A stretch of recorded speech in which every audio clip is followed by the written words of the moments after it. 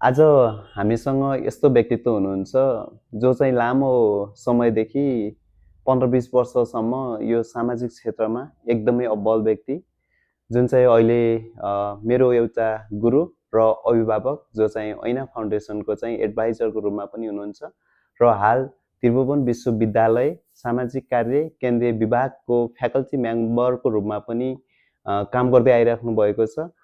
सरोज गिरी सरलाई चाहिँ मेरो पोडकास्टमा स्वागत गर्न गइरहेको छु। हजुर नमस्कार सर। नमस्कार। हजुरले यति लामो समयसम्म सामाजिक क्षेत्रको बारेमा चाहिँ काम गरिराख्नु भएको छ र अहिले जुन हामीले हिजो मात्र सोसियो डे मनायौँ, जुन चाहिँ हाम्रो यो मासभरि नै सामाजिक दिवस मनाउँदै र यसको अन्तिम मास सकिँदासम्म पनि हामी यो विषय मनाइरहेछौँ। हजुरको ओभरअल यो अनुभव जब नेपालमा चाहिँ सामाजिक कार्यकर्ताहरूको एउटा छुट्टै दृष्टिकोणले हेर्ने गरिएको छ, यसमा हजुरको प्रतिक्रिया, हजुरको सामाजिक क्षेत्रको हिसाबमा बुझ्ने बुझाउने चाहिँ परिभाषा के कस्ता छन्, के कस्ता रणनीति बनेको छन्? सबैभन्दा पहिला तपाईँलाई धेरै धेरै धन्यवाद। र म चाहिँ यो सामाजिक कार्य महिना सोसियल वर्क मन्थ मार्चभरि र हिजो भर्खरै भनेको मार्चको तेस्रो हप्ताको तेस्रो दिन मङ्गलबार चाहिँ सामाजिक कार्य दिवस मनाइन्छ। यसको अवसरमा सम्पूर्ण सामाजिक कार्यकर्ताहरू नेपालमा रहेका, नेपालभन्दा बाहिर रहेका र सम्पूर्ण संसारभरि रहनुभएका सोसियल वर्करहरूलाई चाहिँ सामाजिक कार्य दिवसको शुभकामना दिन चाहन्छु र सामाजिक कार्य महिनाको शुभकामना दिन चाहन्छु। मेरो आफ्नो व्यक्तिगत तर्फबाट र स्वानको तर्फबाट, स्वानमा पनि कार्यकारी समितिमा रहेको एउटा नाताले अहिले म सबै सम्पूर्ण सामाजिक कार्यकर्ताहरूलाई चाहिँ सामाजिक कार्य दिवसको शुभकामना दिन चाहन्छु। र तपाईँले सोधेको प्रश्नको सठिक जवाब भनेको चाहिँ सामाजिक कार्य विषय नेपालको लागि नयाँ विषय हो। नयाँ यो मानेमा कि हुन त 20औं वर्ष भइसक्यो यो आइसक्यो, तर पनि किन नयाँ भने धेरैजना मान्छेको सोचमा र धेरैजना मान्छेले यसलाई पर्सिभ गर्ने जुन एउटा तरिका छ त्यो चाहिँ नयाँ छ। किन नयाँ छ भन्दा हामी ट्रेडिसनल परम्परागत सामाजिक सेवामा नै अल्झिराखेको अवस्था हो, जसलाई चाहिँ परम्परागत हिसाबले परम्परागत शैलीबाट परम्परागत समस्याहरूलाई मात्रै हेर्ने हाम्रो दृष्टिकोण छ। र जब व्यावसायिक रूपमा अथवा प्रोफेसनल रूपमा सामाजिक कार्यको अभ्यास गरिन्छ भन्ने कुरा चाहिँ नौलो लाग्छ अहिले पनि। त्यो कारणले गर्दाखेरि हामी नयाँ छौँ। नयाँ भन्दै गर्दाखेरि फेरि हामीलाई सधैँ नयाँ हौँ भन्ने कुराको छुट पनि छैन। हामीले यत्रो वर्ष यति धेरै ग्रेजुएट्सहरू उत्पादन गरिसकेपछि नेपालभित्रै यसको व्यवसायीकरण गर्न जरुरी छ। त्यसको लागि चाहिँ विभिन्न क्षेत्रहरूबाट विभिन्न पहलहरू बेला बेलामा भइराखेको छ। स्वानले आफैले पनि विभिन्न मन्त्रालयहरूसँग गएर विभिन्न स्थानीय तहहरूसँग समन्वयन गर्दै यसलाई पहिचान गराउने प्रयास धेरै पटक गरिसकेको छ। तर कस्तो हुँदो रहेछ भने तपाईँको विभिन्न क्षेत्रहरूका मान्छेहरूले यसको अन्डरस्ट्यान्डिङ, यसलाई पर्सिभ गर्ने तरिकालाई चाहिँ क्लियरली नबुझिदिँदाखेरि र हामीसँग बुझाउने धेरै समय नहुँदाखेरि, उहाँहरूले त्यति धेरै समय नदिने गरेको भएर हामीलाई त्यो ठ्याक्कै यसको व्यावसायिक कारण यो हो, यसको व्यावसायिक निर्णय गर्नुपर्ने कुराहरू यी हुन् भन्ने कुराहरू बुझाउन नसक्दाखेरि व्यवसायीकरणमा अलिकति ढिलो भएको छ।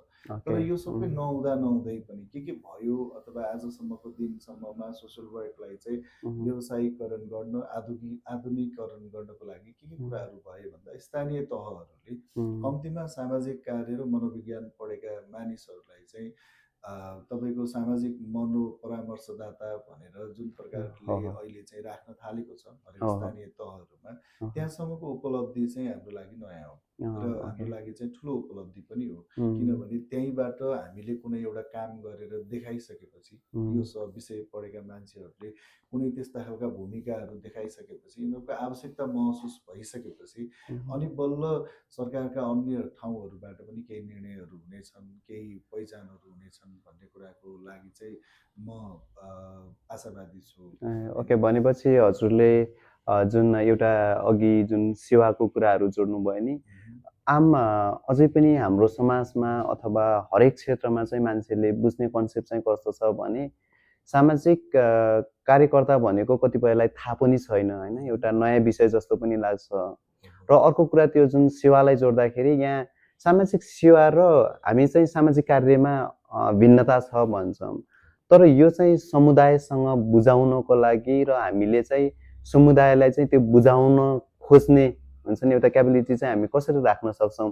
किनकि अहिले चाहिँ पछिल्लो समयमा हरेक क्षेत्रमा जाँदाखेरि एउटा राजनीति गरेको व्यक्तिले पनि उसलाई चाहिँ सामाजिक कार्यकर्ता हो भन्ने किसिमको एउटा थ्रेड दिइरहेको छ भने अर्को कोही मान्छे सडकमा खाना बाँडिरहेको छ तर त्यो खाना बाँडिरहेकै व्यक्तिलाई पनि उनले चाहिँ सोसियल वर्कर गरेको है भन्ने एउटा सोसियल वर्कर एक्टिभिस्ट भनेर पनि आइडेन्टिफाई गरेको छ नि त। यो विकनेस हामी सोसियल वर्करहरूको हो कि या त्यहाँ माथि पोलिसी बनाउने मेम्बरहरूको हुनसक्छ? यसमा के छ हजुरको? यसलाई चाहिँ कमजोरीको हिसाबले त हाम्रै कमजोरी हो।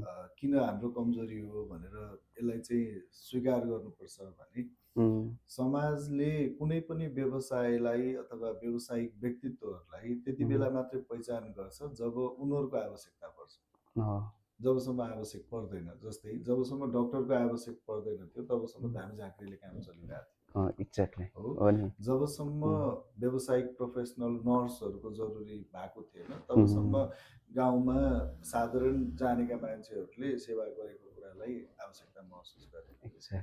आवश्यकता कति बेला महसुस हुन्छ भने जब त्यो सिप भएका स्किल भएका मान्छेहरूले आफ्नो स्किल चाहिँ प्रोजेक्ट गर्न थाल्छ, प्रोजेक्सन गर्न थाल्छ, एक्जिक्युट गर्न थाल्छ, त्यसले काम गर्न थाल्छ। काम गरिसकेपछि ओहो यो काम त हामीलाई आवश्यक छ भनेर समाजले बल्ल बुझ्ने हो। किनभने समाजमा विभिन्न प्रकारका सोचहरू हुन्छन् र ती सोचहरूले एउटै तरिकाले सोच्दैनन्, कुनै पनि चिजलाई एउटै नजरले हेर्दैन। भनिसकेपछि यो व्यवसायीकरण व्यावसायिक रूपमा हामी अगाडि बढ्न नसकेको कमजोरी पहिलो कमजोरी हाम्रो।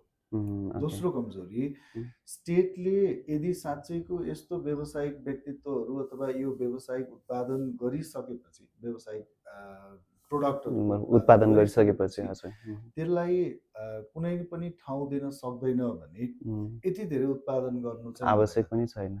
यदि समाजमा आवश्यकता थिएन भने तपाईँले अहिले हेर्नुहुन्छ भने हरेक जिल्लामा भएका हरेक कलेजमा सोसियल वर्क भन्ने विषयको सम्बन्धन दिएर त्रिभुवन विश्वविद्यालय लगायत अन्य विश्वविद्यालयहरूले यति धेरै मान्छे उत्पादन गर्नु हुँदैन थियो। जब मान्छे धेरै उत्पादन हुन्छ व्यावसायिक सम्बन्ध हुँदैन, त्यो स्किललाई चाहिँ सेवामा परिणत गर्न सकिँदैन भने त्यो मान्छे चाहिँ फ्रस्ट्रेट हुन्छ र त्यो व्यवसायप्रति चाहिँ नकारात्मक दृष्टिकोणहरू बढ्न थाल्छ। भनेपछि चाहिँ त्यहाँबाट त्यसरी सुरुवात गर्नु पर्यो।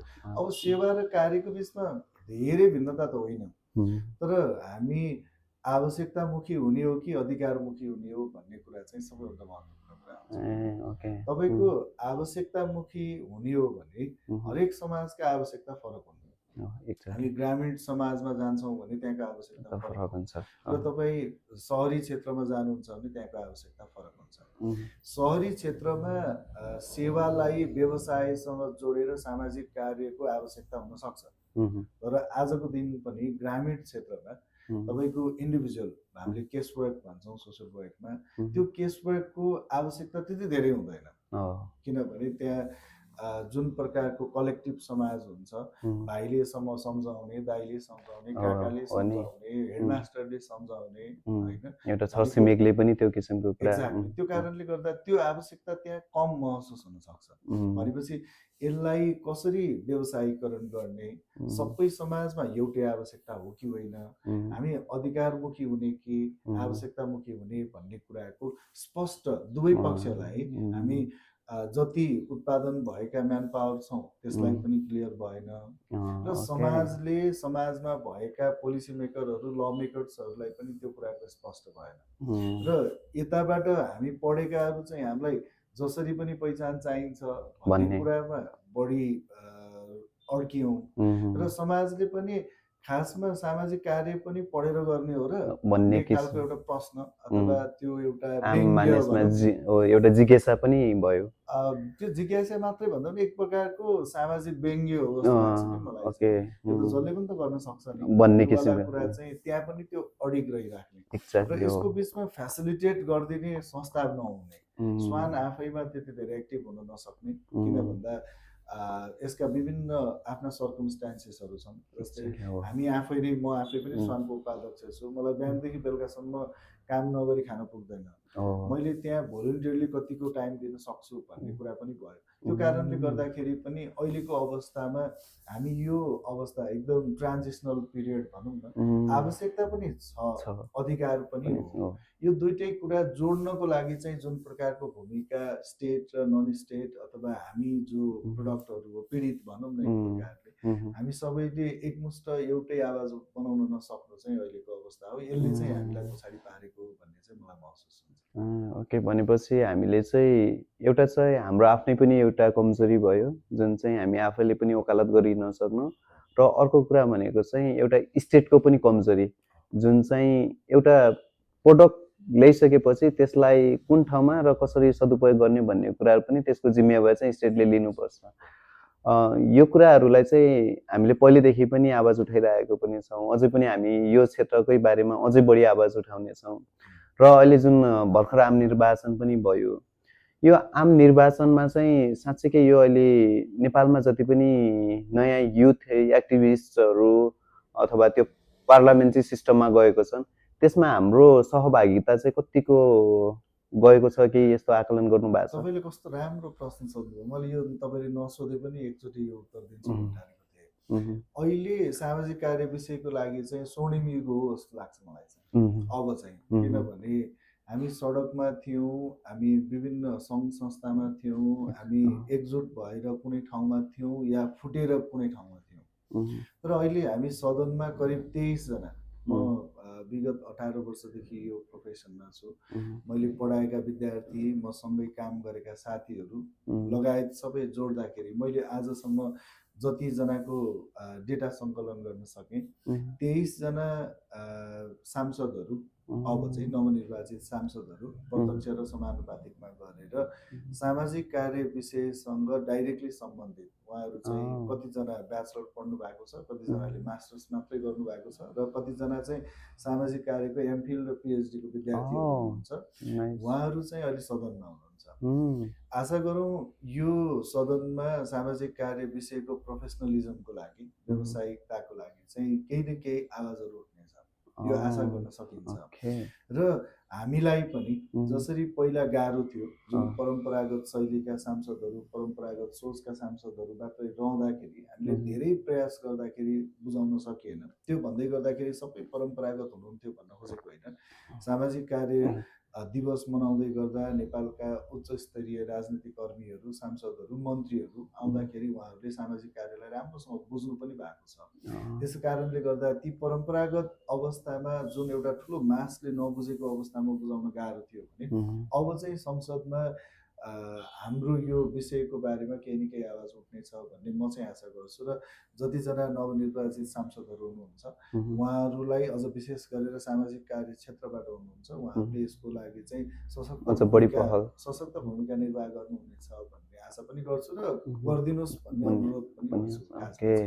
तर यो हुँदै गर्दाखेरि पनि फेरि एउटा सानो डरलाग्दो अथवा नेपालको अथवा संसारकै एउटा यो ल मेकिङ अथवा पोलिसी मेकिङको एउटा सिद्धान्त फेरि के हो भने नेसनल इन्ट्रेस्ट के हो होइन, तपाईँको राष्ट्रको इन्ट्रेस्ट के हो, त्यो इन्ट्रेस्टमा हाम्रो आवश्यकता छ कि छैन, त्यो चाहिँ सबभन्दा महत्त्वपूर्ण हुन्छ। पोलिसी बनाउने भनेको सजिलो काम होइन। पोलिसी बनाउँदै गर्दाखेरि हामी जहिले पनि ल मेकर्सहरूलाई, पोलिसी मेकर्सहरूलाई दोष दिइरहेको हुन्छौँ, तर त्यो पोलिसी बन्न जरुरी छ कि छैन त, त्यो आवश्यकता छ कि छैन त। तपाईँको व्यवसाय चाहिँ आवश्यकता नै होइन राष्ट्रको लागि भने त्यसको लागि विशेष खालका पोलिसीहरू बन्न जरुरी हुँदैन।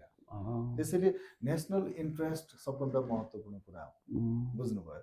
त्यसलाई हामी राज्यको नीति भन्छौँ कि राज्यले अर्थतन्त्र सुधार्नको लागि, राज्यले स्वास्थ्य सुधार्नको लागि, राज्यले शिक्षा सुधार्नको लागि, राज्यले समाजमा भएका संरचनागत अवस्थाहरू सुधार्नको लागि जब हाम्रो महसुस गर्छ, सोसल वर्करहरूको महसुस गर्छ, त्यति बेला मात्रै बल्ल उसले नीति बनाउने हो।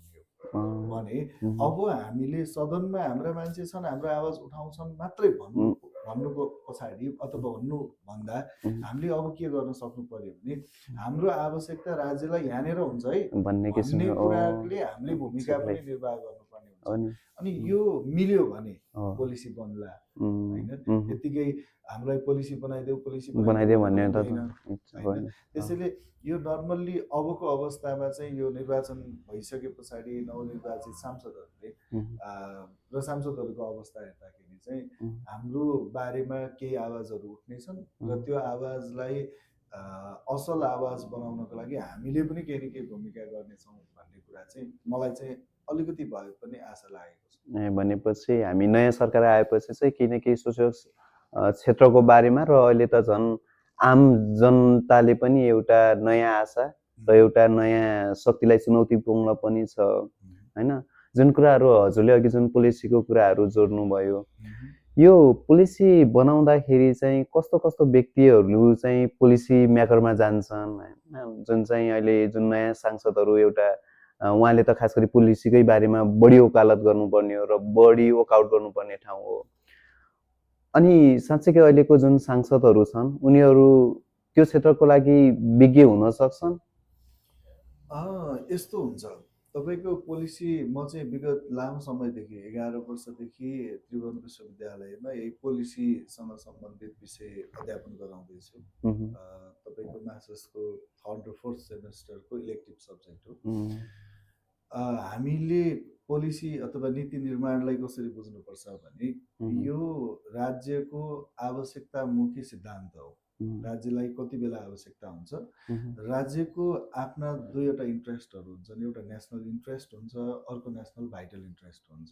यो दुईटै अवस्थालाई मूल्याङ्कन गरेर एउटा राज्यको अवस्था, एउटा राज्यको ग्लोबल अवस्था, तपाईँको विश्वमा हामी कहाँ छौँ भन्ने अवस्थालाई लिएर हामीले नीति बनाउँछौँ। जस्तै तपाईँले सुन्नु भएको परराष्ट्र नीति, अर्थनीति, शिक्षा नीति, स्वास्थ्य नीतिहरू हाम्रो आफ्नोमा मात्रै निर्भर नभएर विश्वव्यापी सिद्धान्तमा आधारित भएर भनेको अन्तर्राष्ट्रियसँग सम्बन्ध भएरै हुन्छ। किनभने हाम्रो अब्जेक्टिभमा एसडिजी आउँछ, एसडिजी आउँदै गर्दाखेरि त त्यो एचिभ गर्नको लागि पनि त पोलिसी बन्नु पर्यो। अब त्यो बनाउनु पर्छ भन्दैमा हामीले बनाउँछौँ नै भन्ने पनि हुँदैन। अब त्यसपछि के हुन्छ भने हाम्रा नागरिकहरू, हाम्रा जनताहरूको अवस्था के छ, हाम्रो जनताहरूको डेभलपमेन्टको विकासको क्रम कहाँसम्म पुगेको छ पहिलो। त्यसपछि दोस्रोमा हाम्रा जनताहरूलाई कस्तो खालको कुराहरूको आवश्यकता छ, के आवश्यक छ भन्ने चाहिँ दोस्रो कुरा हुन्छ। तेस्रो कुरा आवश्यक हुँदैमा बन्ने होइन कि फेरि तपाईँको ती आवश्यकताहरू चाहिँ स्रोतहरूसँग जोडिन्छन् कि जोडिँदैन। हामीसँग ती स्रोतहरू उपलब्ध छ कि छैन। जस्तै मलाई भोक लाग्यो भन्दैमा हुँदैन नि त। भोक लाग्यो भने खानको लागि मसँग सामान छ कि छैन त, खानेकुरा छ कि छैन त। खानेकुरा छ भने पो त्यो भोक लागेको चिजलाई चाहिँ मैले यो खानेकुरा खाएँ भने भन्ने हुन्छ होइन। भनेपछि तपाईँको ती स्रोत साधनहरू हामीसँग उपलब्ध छन् कि छैनन्, या हामीले ती कतैबाट उपलब्ध गराउन सक्छौँ कि सक्दैनौँ, दोस्रो कुरा। तेस्रो कुरा चाहिँ र चौथो कुरा के हुन्छ भने तपाईँको ती आवश्यकता र ती स्रोत र साधनलाई जोड्ने सिप छ कि छैन त। हामीसँग टन्नै स्रोतहरू छ, हाम्रा मान्छेको ती आवश्यकता पनि हुन्, तर त्यो स्रोतसँग खेल्ने अथवा त्यो स्रोतलाई उपभोग गर्ने, उपयोग गर्ने हामीसँग चाहिँ स्किल छैन, सिप छैन भने पनि त काम लागेन। भनेपछि यसको समग्र अवस्था बुझिसकेपछि बल्ल पोलिसी निर्माण हुन्छ। पोलिसी बनाएर मात्रै तपाईँका सिपहरू सिर्जना हुने, पोलिसी बनाएर रिसोर्सेसहरू जम्मा हुने होइन क्या। ती अलरेडी भएका छन् कि छैनन् भन्ने कुरा हो। केही पोलिसीहरूले सिपलाई पुनर्जागरण गर्नको लागि, इम्पावर गर्नको लागि, इन्हान्स गर्नको लागि पनि काम गर्ला। Mhm. तर पहिलो कुरा भनेको चाहिँ कुनै आवश्यकता महसुस भएका चिजमा पोलिसी बनाउनको लागि ती सिपहरू चाहिँ आवश्यक पर्छ, जुन चाहिँ Mhm. रिसोर्सेसहरूसँग कनेक्टेड हुनुपर्छ Ah. र ती चाहिँ आवश्यकता महसुस हुनुपर्छ। त्यसैले हामी चाहिँ अहिलेको समाज चाहिँ आवश्यकतामुखी हो क्या, खास हामी Ah. अधिकारमुखीको कुरा गर्छौँ। Mhm. अधिकारमुखी त्योभन्दा माथिल्लो स्टेप हो। जब हाम्रा सबै आवश्यकताहरू पुरा हुन्छन् अनि बल्ल मान्छेले अधिकारको कुरा गर्ने हो क्या। त्यसैले ती डेली लाइफमा जीविकोपार्जनको लागि अथवा सर्भाइभलको लागि पुगेका जब निड्सहरू पुरा हुन्छ, फुलफिल हुन्छ, अनि बल्ल हामीले चाहिँ अधिकारमा कुरा गर्ने हो भन्ने कुराको त्यो सिद्धान्त बुझ्ने हो भने चाहिँ सजिलो हुन्छ।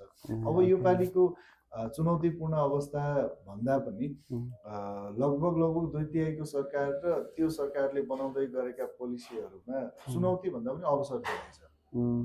उहाँहरूलाई काम गर्न सजिलो छ। उहाँहरूले धेरैको विरोध सहनु पर्दैन। धेरैजनाले त्यसलाई चाहिँ रोक्न सक्ने सम्भावना छैन। त्यो कारणले गर्दा वास्तविक जनताको आवश्यकता, आफूसँग उपलब्ध भएका स्रोत साधनहरू र ती स्रोत साधनसँग जोडिएका सिपहरूलाई जोडेर पोलिसी बनाउनको लागि चाहिँ अब चाहिँ सजिलो छ। ओके, हजुरले जुन एउटा निडको कुराहरू गर्नुभयो, सँगसँगै मान्छेमा निड सँगसँगै हामीसँग सिपको विकास पनि हुनुपर्छ भन्ने कुराहरू जोड्नुभयो र अहिले पछिल्लो समयमा यो सबैसँग सबै कुरा हुन्छ भन्ने पनि हुँदैन। तर अहिलेको अवस्थामा चाहिँ हामी जब पोलिसी मेकिङ बनाउँदै गर्दाखेरि चाहिँ अहिले सोसियल वर्कको त्यो भूमिका अथवा त्यो सोसियल वर्कको रोल चाहिँ के हुनसक्छ? सोसियल वर्करलाई हामीले 3टा लेभलबाट बुझ्नुपर्छ। पहिलो माइक्रो लेभलमा काम गर्ने सोसियल केस वर्कर भनेर बुझ्नुपर्छ। दोस्रो मेजर लेभलमा काम गर्ने सोसियल ग्रुप वर्कर र म्याक्रो लेभलमा काम गर्ने पोलिसी मेकर। हामीले बुझ्ने तरिकामा चाहिँ खासमा त्यसलाई कम्युनिटी वर्कर पनि भन्छ। तर community worker macro level deals all about the policy हैन। र पोलिसी भन्ने बित्तिकै अब हामीले बुझ्नुपर्ने चाहिँ सोसियल वर्करले के गर्न सक्छन् त यो पोलिसीमा भन्दा वी निड टु बिगिन। हामी सुरु कहाँबाट गर्नुपर्छ भने सबैभन्दा पहिला पोलिसी बुझ्नुपर्छ। पोलिसी अन्डरस्ट्यान्डिङ भन्छ। पोलिसी भने के हो, कानुन भने के हो। नीति र कानुन त फरक चिज हो। कानुन सजाय उन्मुख हुन्छ हैन, पनिस गर्नेतिर जान्छ, रिवार्ड गर्नेतिर जान्छ भने नीति भनेको गिभिङ हो। स्टेटले जे दिन सक्छ त्यो चाहिँ नीति हो। राज्यले आफ्ना जनताहरूलाई सक्षम बनाउनको लागि र उनीहरूको जीविकोपार्जन सजिलो बनाउनको लागि र कम्पिट गर्नको लागि, प्रतिस्पर्धा गर्नको लागि जे आवश्यक महसुस हुन्छ र जे दिन सक्छ त्यसलाई नीति भनिन्छ। राज्यले दिने चिज हो नीति चाहिँ। अब हामीले त्यो नीतिको बारेमा कुरा गर्दै गर्दा सोसियल वर्करले गर्न सक्ने 4वटा कामहरू छन्। सबैभन्दा पहिलो काम भनेको चाहिँ नीतिको बारेमा एडभोकेसी गर्ने भन्छ। वकालत गर्ने। कस्तो नीति हुनुपर्छ, कस्ता खालका नीति बन्नुपर्छ र त्यो नीतिको वकालत is not only about the social work. तपाईँको यसमा युवा नीति कस्तो हुनुपर्छ, शिक्षा नीति कस्तो हुनुपर्छ, बालबालिकासँग सम्बन्धित नीति कस्तो हुनुपर्छ, मानसिक के भन्छ स्वास्थ्यसँगको नीति कस्तो हुनुपर्छ, अर्थसँगको नीति कस्तो हुनुपर्छ, यी सबै चिज हामीले इन्क्लुड गर्न सक्छौँ। हो, हामीले नीति भन्ने बित्तिकै जति बेला नै सोसियल वर्करलाई लाइसेन्स, सोसियल वर्करलाई लाइसेन्स त्यो मात्रै कुरा होइन। यी सबै कुराको बारेमा वकालत गर्न सक्नुपर्छ 1 नम्बरमा। दोस्रो कुरा, वकालत गर्नको लागि त बुझ्नु पर्यो, अन्डरस्ट्यान्डिङ पनि हुनु पर्यो। अन्डरस्ट्यान्डिङ त हुनै पर्यो। त्यति बेला चाहिँ यसले के भन्छ भने पोलिसी इभ्यालुएसन गर्न सक्ने पनि काम हो। हामीले पोलिसीलाई मूल्याङ्कन गर्न सक्ने र कम्पेरिजन गर्न सक्ने। कम्तीमा यो पोलिसी बन्नुभन्दा अगाडि के थियो र पोलिसी बनिसकेपछि के भयो, भइराखेका पोलिसीमा नभएको पोलिसीमा चाहिँ फलानो देशमा, फलानो राष्ट्रमा, फला विश्वका यो ठाउँहरूमा यस्तो नीतिले यस्तो खालको फरक पारेको छ, प्रभाव पारेको छ भने हामीले पनि यो नीति ल्याउन सक्छौँ भनेर पोलिसी इभ्यालुएसन एन्ड एनालाइसिस गर्नु पर्यो। दोस्रो, तेस्रो कुरा चाहिँ पोलिसी सजेसन भन्छ क्या।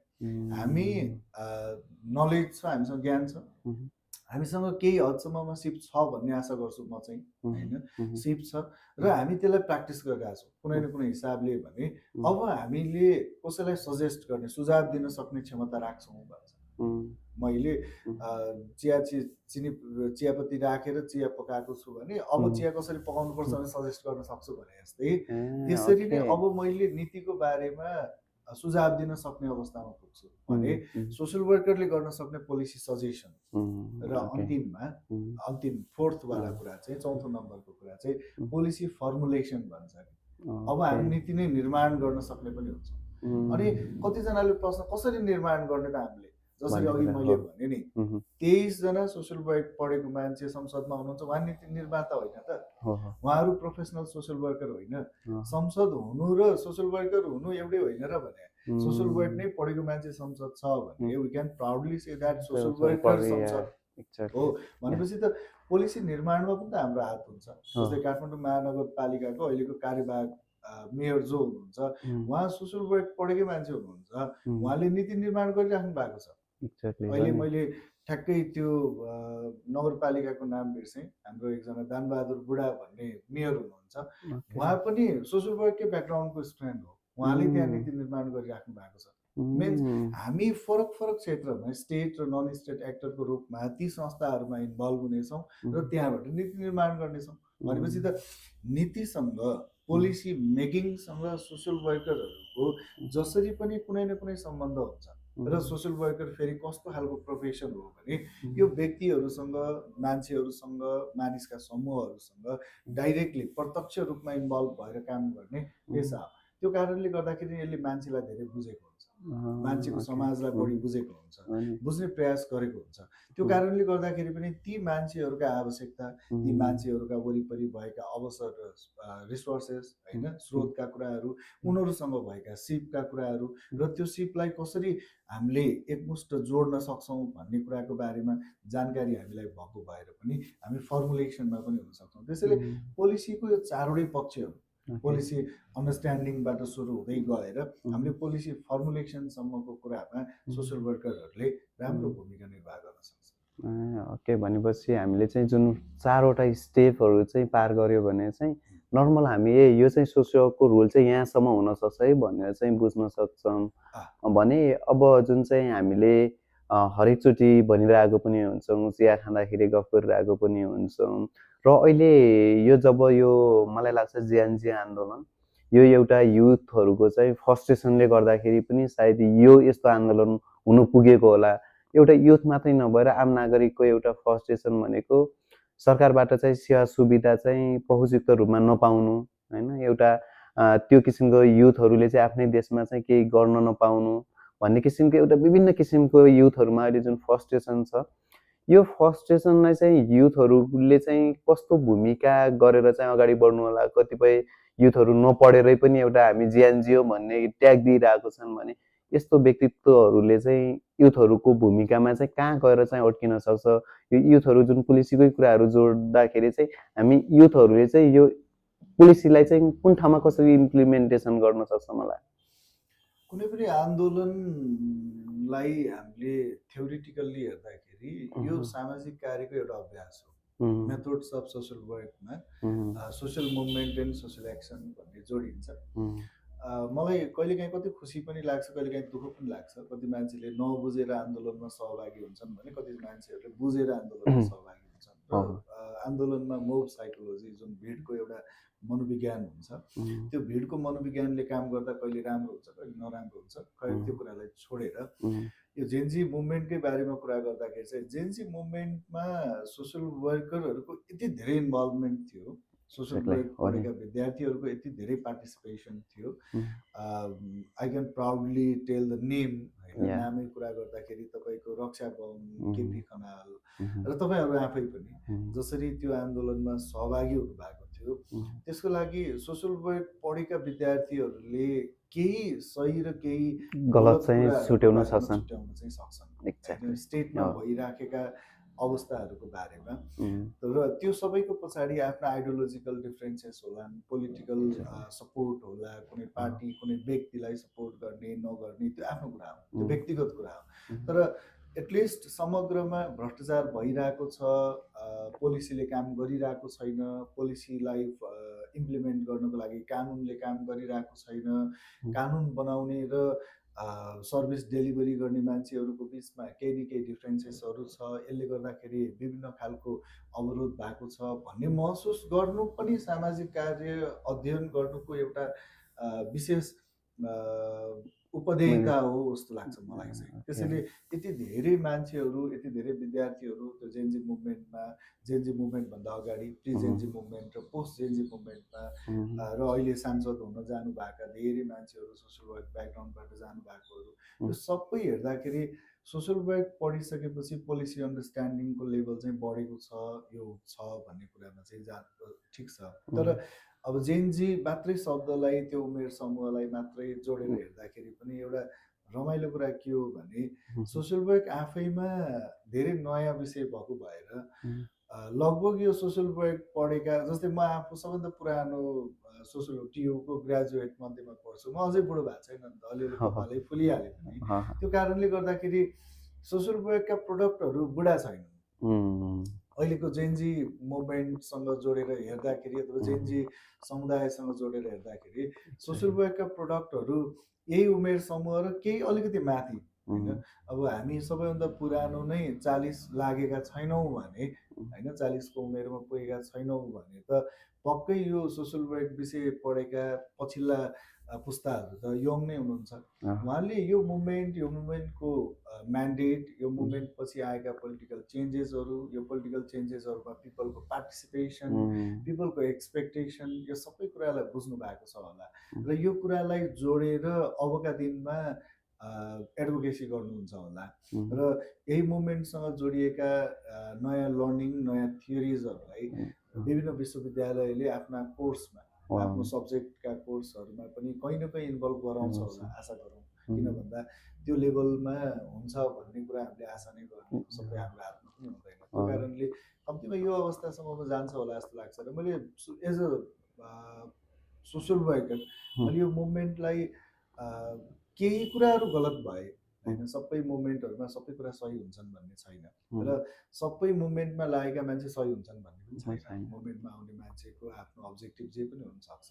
त्यो कारणले गर्दाखेरि गलत भएका कुराहरूलाई एकछिन स्किप गर्ने हो भने धेरै कुराहरू राइट भए, पिपलहरू अवेर भए, पिपलहरूले पोलिटिक्स बुझे।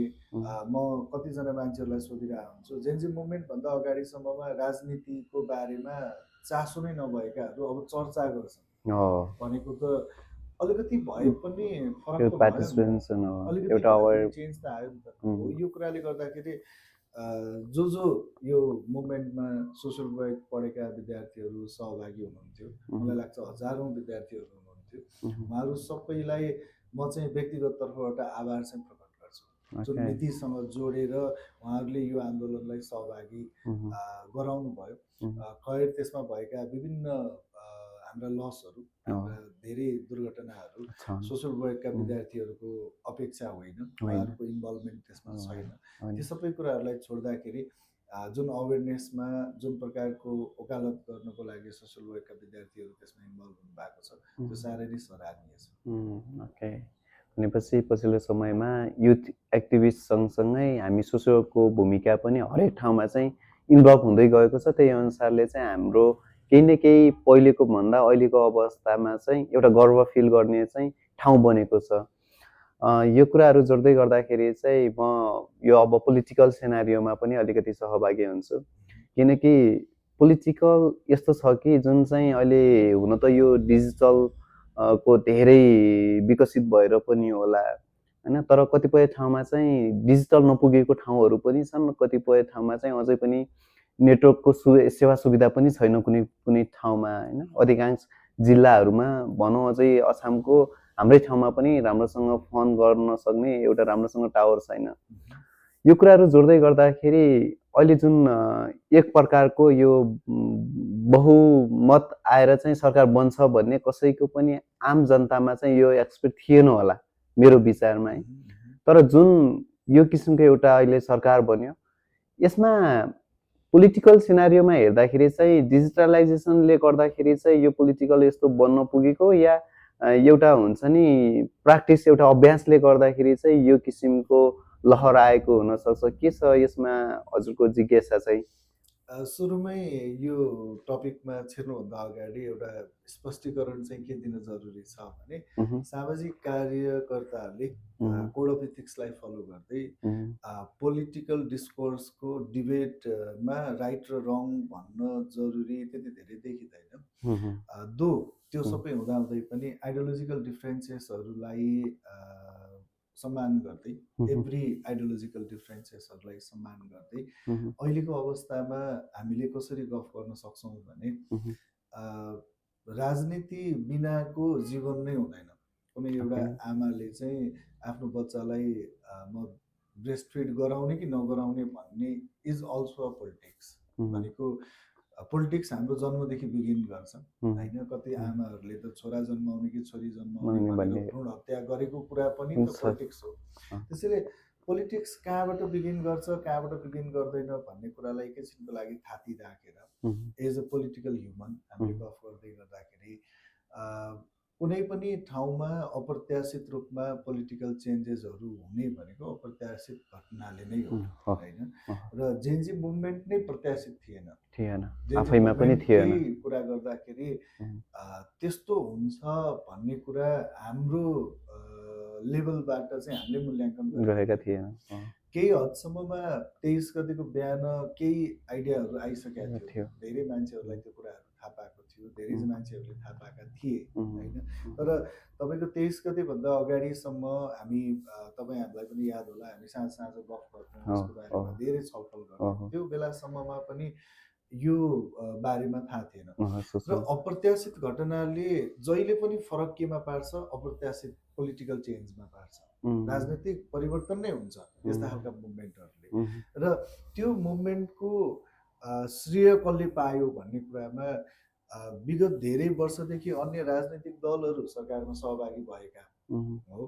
फेरि म लामो समय भन्दिनँ है, फेरि उहुँ, धेरै वर्ष चाहिँ हो। उहुँ, पटक पटक जाने आउने निस्कने गर्दाखेरि एउटैले लामो समय काम गर्न पाएको अहँ, थिएन। त्यसको उहुँ, एक्सक्युजेस बनाउने नबनाउने त्यो फरक कुरा हो। ओके, तर त्यो समयमा कोही लामो समयसम्म र फरक फरक धेरै पटक चाहिँ सरकारमा सहभागी नभएको दलले उहुँ, त्यसको के भन्छ क्रेडिट पायो र श्रेय लियो। उसलाई चाहिँ यो आन्दोलनको आफूले क्रेडिट पनि लियो, एकाउन्टेबिलिटी पनि लियो। आज उसले लगभग लगभग 2/3 बहुमत पाएको छ। उहुँ, अब यो अवस्थालाई हामीले स्पष्ट रूपमा उहुँ, विदाउट एनी बायस उहुँ, हामीले गफ गर्नुपर्दा अथवा यसको बारेमा डिस्कस गर्नुपर्दा यो उहाँहरूले पाएको मत मात्रै होइन। उहुँ, यो अघिल्लो सरकारमा गएका जति पोलिटिकल दलहरू थिए, राजनीतिक दल थिए, तिनीहरूले जोगाउन नसकेको मत पनि हो।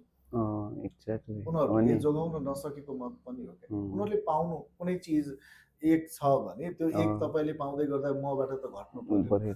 त्यो कारणले गर्दाखेरि पुराना राजनीतिक दलहरूले गरेका गल्तीहरू, पुराना राजनीतिक दलहरूले गरेका हठी स्वभावहरू, पुराना राजनीतिक दलहरूले गरेका सामाजिक विभेदहरू र पुराना राजनीतिक दलहरूले गराउन नसकेको सबभन्दा ठुलो गल्ती भनेको चाहिँ राजनीतिक चेतनाको स्तर जो विकास गर्न सकेनन् आफ्ना कार्यकर्ता या जनताहरूमा, त्यसको चाहिँ सबैभन्दा ठुलो श्रेय चाहिँ अहिलेको चुनावमा गयो। अहिलेको चुनावले त्यसको मत परिवर्तन गरिदियो। र यही चिज हामीले सोसल वर्कसँग जोड्ने हो भने पनि कस्तो मजाले जोडिन्छ क्या। तपाईँको जब भ्याकुम हुन्छ कुनै थटको भनौँ न, हामीले जुन पर्सिभ गर्छौँ त्यो पर्सिभमा जब भ्याकुम हुन्छ, भ्याकुम भएपछि त्यो कतै न कतै गएर जोडिनु पर्ने हुन्छ। त्यहाँ त बस्न सक्दैन नि त। त्यहाँ बस्न नसकेपछि कतै जानु पर्यो। त्यो कतै जाँदाखेरि चाहिँ त्यति बेला सबैभन्दा ठुलो आशा र अपेक्षासँग जोडेर जान्छ। मान्छेले त अपेक्षा गर्छ नि त। कोसँग अपेक्षा गर्ने त भन्दा पुरानाहरूलाई त हेरेको हो, नयाँलाई एकपटक हेरौँ भन्ने जुन एउटा अपेक्षा भयो, त्यहाँ चाहिँ त्यसरी जान्छ भन्ने कुरा चाहिँ मेरो बुझाइ हो। र राम्रै मान्छेहरूले पनि जित्नु भएको छ। सबै राम्रो हुनुहुन्छ भन्ने पनि होइन, र पुराना दलमा सबै नराम्रो थिए पनि होइन। पुराना दलमा धेरै उत्कृष्ट मान्छेहरू पनि थिए, धेरै जवाबदेही मान्छेहरू पनि थिए, धेरै राज्यप्रति समर्पित मान्छेहरू पनि थिए र देशको सेवा गरेका मान्छेहरू पनि थिए। र त्यो सँगसँगै अहिले नयाँमा आएका धेरै मान्छेहरू त्यो पुराना उहाँहरूको इतिहास त्यति राम्रो नहुन पनि सक्छ। तर हामीसँग रत्नगाडाको वाल्मिकी भएको इतिहास पनि अनि छ। छ। आशा गरौँ अहिले जितेर जानु भएकाहरूको पुरानो इतिहास जेसुकै होस्, जुनसुकै अवस्थाबाट उहाँहरू गुज्रिएको होस्, राज्यको अवस्थामा पुग्दाखेरि त्यति बेला व्यक्तिगत स्वार्थका लागि कतिवटा कुराहरूमा फस्नुभयो होला, समस्या पर्यो होला। तर अब आउँदै गर्दा राज्यको कुरामा उहाँहरू वाल्मिकी भएर आउनुहुन्छ भन्ने आशा चाहिँ गर्न सक्छ। ओके, जुन कुरा चाहिँ हामीले पहिलेदेखि नै सुरुवाती चरणदेखि नै कुरा गर्दै आयौँ, युथको पार्टिसिपेन्ट, युथहरूको जुन सहभागिता छ अहिले पछिल्लो समय, के साँच्चै सबै ठाउँमा युवाहरूको नै आवश्यकता हो र?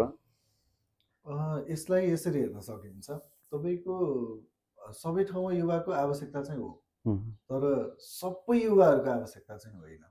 सबै युवाहरू उति नै सक्षम हुन्छन् र उति नै सबल हुन्छन् भन्ने पनि छैन।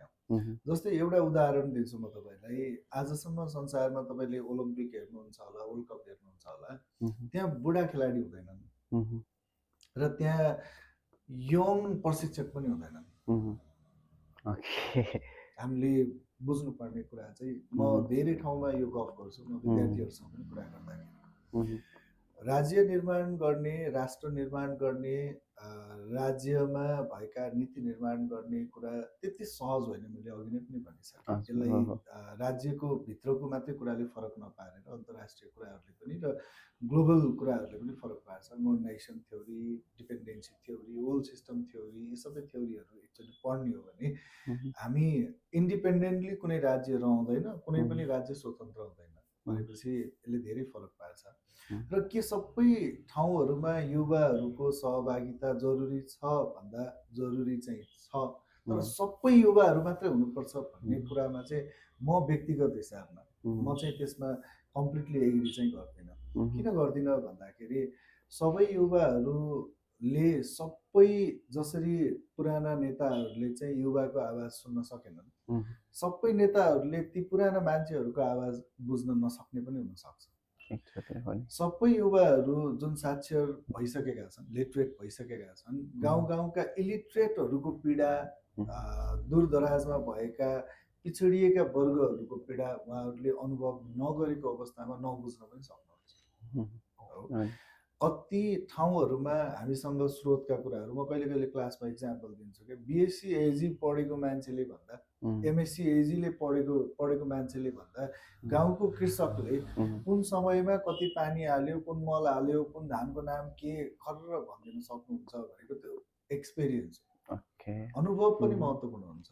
हो, तपाईँको सबै ठाउँमा यो सबै कुराहरू, म एउटा सानो यसमा उदाहरण जोड्छु। भर्खरै नवनिर्वाचित एकजना सांसदले मलाई के भन्नुभयो भने, दाइ एकजना ड्राइभर चाहियो मलाई, अब गाडी चलाउने ड्राइभर चाहियो भन्नुभयो। मैले जिस्केर उहाँलाई के भने, एकजना 17 वर्षको केटा छ, राम्रो गाडी चलाउँछ, म पठाइदिउँ भन्दा उहाँ चाहिँ डराउनु भयो। उहाँले जिस्केर दाइ हावा कुरा नगर्नु न भन्नुभयो। अनि मैले भने किन नयाँले चलाउनु हुन्न र भन्दा उहाँले के भन्नुभयो भने, गाडी चलाउन त अलि एक्सपिरियन्स मान्छे चाहियो, दाइ मरिन्छ कि भन्नुभयो क्या। एउटा मान्छेलाई आफ्नो जीवनको त यति माया लाग्छ, एउटा मान्छे मरेर फरकै त केही पर्दैन। फेरि यो मर्नुलाई नराम्रो राम्रो भन्न खोजेको होइन, फरकै त केही पर्दैन नि त। भोलि देश डुब्यो भने चाहिँ 3 करोड मान्छेको जीवनसँग र त्योभन्दा पछाडि करोडौँ करोड मान्छेहरू जन्मिने ठाउँको बारेमा चाहिँ हामी यति हतारमा, यति हताशमा निर्णय लिइराख्न युवाहरूले नै गर्न सक्छन् मात्रै, युवाहरूबाट अपेक्षा नगरेको होइन, गर्न सक्छन्। तर युवाहरूले मात्रै गर्नु हुँदैन, युवाहरूलाई मात्र जिम्मा दिनु हुँदैन भन्ने मेरो चाहिँ त्यो पक्ष हो। म यो बारेमा चाहिँ सधैँभरि युवालाई मात्रै सञ्चालन गर्न दिनु हुँदैन, युवालाई चाहिँ सिकाउनको लागि अनुभव भएका मान्छे हुनुपर्छ, ज्ञान भएका मान्छे हुनुपर्छ, सिप भएका मान्छेहरू हुनुपर्छ भन्ने कुरामा चाहिँ म सधैँ वकालत गर्ने मान्छे हो। त्यो कारणले गर्दा यो मेरो व्यक्तिगत आफ्नो चिन्तन हो। भनेको हामीले चाहिँ अब हजुरको बुझाइमा चाहिँ एउटा अनुभवी मान्छे पनि चाहियो, जुन चाहिँ विज्ञ मान्छे पनि चाहियो। सबै ठाउँमा युथहरूले नै गर्न सक्छन् भन्ने पनि हुँदैन, हुन चाहिँ गर्न चाहिँ सक्छन् होला, तर सबै ठाउँमा सबै युवा परिपक्व हुन्छ भन्ने पनि हुँदैन। हजुरको जायज एक हिसाबले जायज पनि छ, किनभने हामी कुनै काम गर्दाखेरि हामी लामो समयदेखि काम गरेको मान्छेसँग केही अनुभव हुन्छ भने हो, ठिक छ, उसँग गर्न आँट नहोला, तर आफ्नो एक्सपिरियन्स एउटा इतिहासको आधारमा पनि केही समाधानका बाटो चाहिँ ल्याउन सक्छ भन्ने कुराहरू हो। करिब करिब अन्तिम चरणमा छौँ, त्यही भएर मैले यो कुराहरू जोडेको। एउटा रियलाइज र एक्चुअलाइजेसनको कुरा चाहिँ मलाई एकदम जोड्नै मन लाग्यो। विशेष गरेर युवाहरू चाहिँ एकदम छोटो समयमा जोसमा निर्णय लिने एउटा अवस्था हुन्छ। त्यो अवस्थामा हामी सबैजनाको दायित्व के हो भने युवाहरूलाई के बुझाउन जरुरी छ भने संसारमा अथवा कुनै पनि व्यक्तिको एउटा इतिहास हुन्छ र विकासको क्रम हुन्छ। हामी नेपालमा धेरै कुराहरू विकास क्रमलाई चाहिँ बिर्सिँदैछौँ र नेपालमा भएका उपलब्धि, त्यति बेलाका विकास क्रमले हासिल गरेका उपलब्धिहरूलाई बिर्सेर नयाँ चिजले मात्रै देश चाहिँ बन्दैन। नेपालमा प्रजातन्त्र कसरी आयो, प्रजातन्त्रले हामीलाई के अवसर दियो, त्यसभन्दा पछाडिका पञ्चायतसँग लड्दै गर्दाखेरि बहुदलीय शासनले हामीलाई के कुराहरू दियो, बहुदलीय प्रजातन्त्रले। त्यसपछि माओवादी जनयुद्ध जुन 52-62 चल्दै गर्दाखेरि हरेक ठाउँका मान्छेहरूका आवाजहरू, दलितले उठाउन खोजेका आवाजहरू, महिला, मधेसी, पछाडिएका वर्ग, मुसलमान, यिनीहरूले पाएको जुन अधिकारको कुराहरू, त्यस पछाडि 62-63 जुन फेडरल रिपब्लिक हाम्रो संहितामा गइसकेपछि एउटा जनताको छोरा चाहिँ राष्ट्रपति बन्न पाउने एउटा अवस्था, होइन? यी सबै विकास क्रमहरूलाई चाहिँ आत्मसात चाहिँ गर्नुपर्छ, होइन? तपाईँको ती सबै कुराहरूले दिएको भएर म हिजो प्रतिनिधि सभाका सदस्यहरूको सबैको नाम पढ्दै थिएँ। अलमोस्ट धेरै ठाउँमा महिलाहरूको नामहरू आइरहेको थियो। त्यो महिला सहभागिता 2064 भन्दा अगाडिको चुनावसम्ममा कस्तो थियो, त्यसपछि कस्तो भयो, र त्यो कोही न कुनै मुभमेन्टले आएको हो नि त।